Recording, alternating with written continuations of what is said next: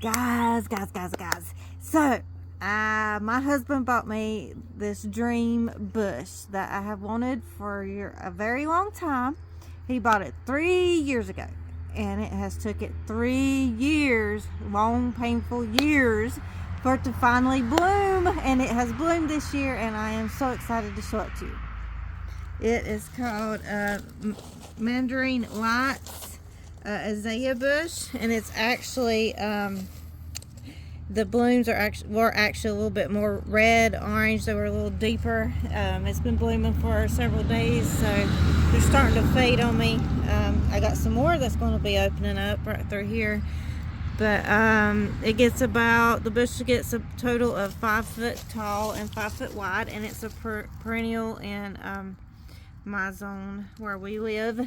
And this is one of my dream plants, and it has finally bloomed, and I just want to share it with you. I hope you enjoy it.